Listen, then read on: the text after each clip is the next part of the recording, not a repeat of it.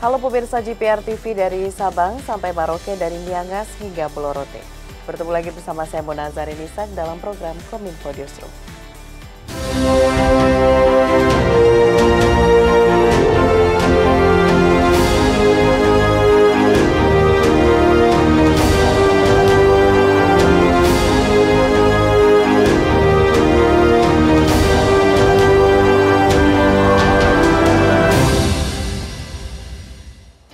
Pemirsa, kita ke informasi pertama. Menteri Luar Negeri Indonesia Retno Marsudi mengingatkan bahwa Dewan Keamanan PBB memiliki mandat untuk memelihara perdamaian dan keamanan internasional, bukan untuk menoleransi perang yang dilakukan Israel terhadap Palestina.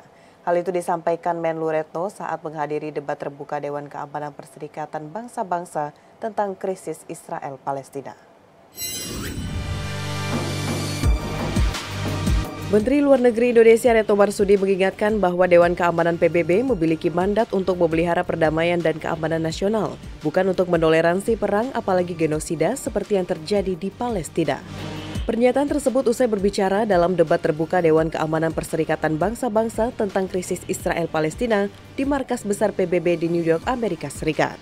Pernyataan itu sengaja Menlu Retno sampaikan ke DKPBB karena Indonesia memiliki banyak resolusi yang dilanggar terkait Palestina, tetapi tidak pernah ada sanksi bagi para pelanggar. Lebih lanjut, Retno mempertanyakan kemana Palestina harus mengadu jika DKPBB selama berpuluh-puluh tahun gagal menjalankan resolusi yang dibuatnya sendiri, sementara Israel menghabisi rakyat Palestina tanpa dihukum. Menlu Retno juga menyoroti lebih dari 25.000 nyawa warga Palestina yang melayang serta semakin banyak penduduknya kelaparan dan kedinginan karena DKPBB lamban bertindak. Di dalam pernyataan saya tegaskan bahwa Israel harus bertanggung jawab atas aksinya, termasuk kekejaman yang mereka lakukan di Gaza. Saya tegaskan juga bahwa tidak ada negara yang kebal hukum. Pernyataan saya tutup dengan kalimat bahwa Indonesia akan mengambil semua langkah yang memungkinkan untuk terus mendukung Palestina.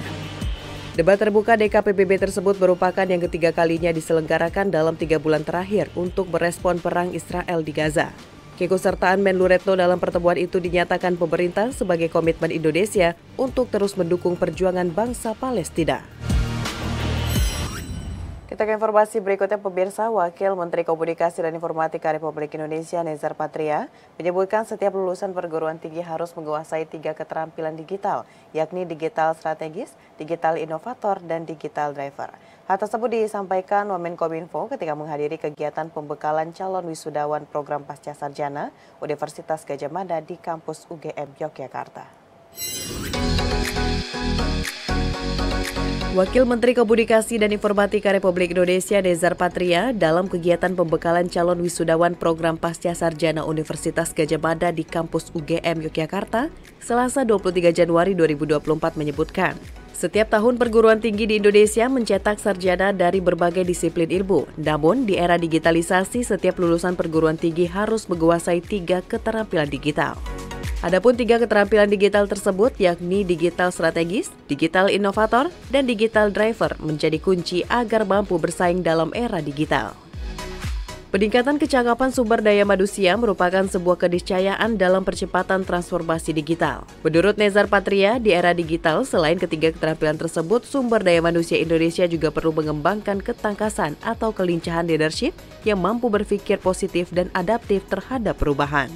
Oleh karena itu, Wamen Nezar Patria mendorong pengembangan inovasi di berbagai bidang, dikarenakan hampir semua aspek kehidupan saat ini semakin terkoneksi. Yang pertama adalah kita harus menjadi digital strategis yang responsif terhadap tren pasar dan memiliki visi besar dengan dampak yang luas. Yang kedua, sebagai digital inovator yang mampu mendorong inovasi berbasis data. Lalu yang ketiga, sebagai digital driver yang mampu menginisiasi kolaborasi strategis dan dengan cepat mengeksekusi keputusan-keputusan dan juga tindakan-tindakan. Jiwa kepemimpinan di era digital yang memiliki growth mindset, kemampuan berpikir positif dan adaptif terhadap perubahan. Mas-mas dan mbak-mbak sekalian, transformasi digital perlu dimanfaatkan dalam kerangka mendongkrak ekonomi digital. Ini penting sekali untuk kita pahami, cermati perkembangan yang terjadi saat ini. Menteri Pertahanan Prabowo Subianto bersama jajaran lakukan kunjungan kerja ke Surabaya, Jawa Timur. Kunjungan kerja Menhan terkait inspeksi pembangunan dan perbaikan kapal perang di PT PAL Indonesia di Surabaya, Jawa Timur.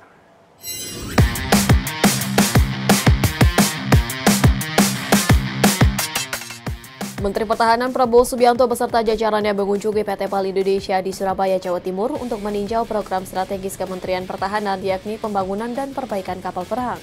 Kementerian Pertahanan tengah membangun kapal perang Frigate Merah Putih, lalu memperbaiki kapal perang KRI Halasan 630 dan KRI Rem 331 untuk dimodernkan. Modernisasi kapal mencakup perubahan fasilitas kapal, pemutakhiran persenjataan, dan sistem radar yang telah mencapai 40%. Proses perbaikan kapal sendiri sudah dimulai sejak 2022 dan ditargetkan rampung pada Oktober 2024. Sementara untuk pembangunan kapal perang Frigate akan dilakukan tanpa bantuan teknis dari negara asing.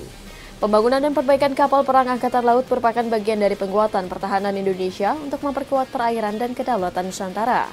Anggaran perbaikan 41 kapal perang TNI Angkatan Laut mencapai 900 juta dolar Amerika. Saya bangga kemajuan PT PAL luar biasa, kita mampu, dan juga galangan-galangan kapal nasional lainnya. Tadi saya bicara lewat Vicon, cukup membanggakan ya. Jadi terus kita bangun kekuatan angkatan perang kita, kekuatan angkatan laut kita, karena kita negara sangat besar, laut kita sangat besar. Di kesempatan lain pemirsa, Presiden Joko Widodo menghadiri penyerahan pesawat Hercules C-130J30 secara simbolis dari Kementerian Pertahanan di Lanut TNI Angkatan Udara Halim Perdana Kusuma, Jakarta Timur. Pesawat Hercules C-130J30 merupakan pesawat keempat dari 5 yang dipesan Kementerian Pertahanan untuk memperkuat armada pesawat TNI Angkatan Udara. Presiden Joko Widodo menghadiri simbolis penyerahan pesawat Super Hercules C-130J30 dari Kementerian Pertahanan di Pangkalan Udara Halim Perdana Kusuma, Jakarta Timur hari ini.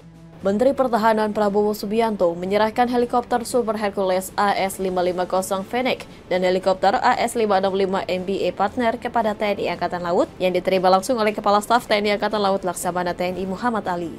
Pesawat C-130J30 Super Hercules merupakan pesawat keempat dari total 5 unit pesanan Kementerian Pertahanan dari Lockheed Martin, Amerika Serikat selaku produsen. Pengadaan 5 pesawat produksi tersebut meliputi suku cadang, dukungan darat serta program pelatihan baik untuk penerbang maupun teknisi.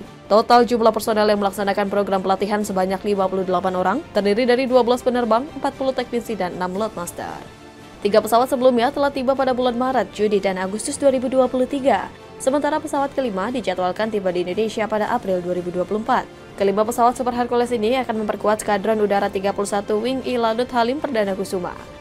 Pesawat C-130J30 akan menjalankan berbagai misi Angkatan Udara, baik operasi militer maupun operasi non-militer. Pesawat ini merupakan pesawat terbaru dan tercanggih dengan teknologi kelas cockpit.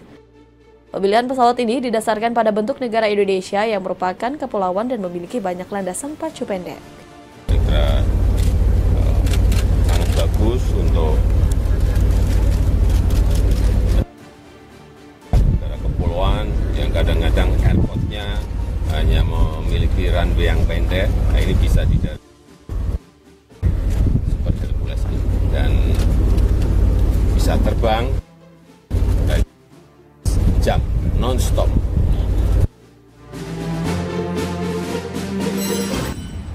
Pemirsa, usai jeda pariwara kami akan kembali dengan informasi lainnya. Tetaplah bersama Kominfo Newsroom.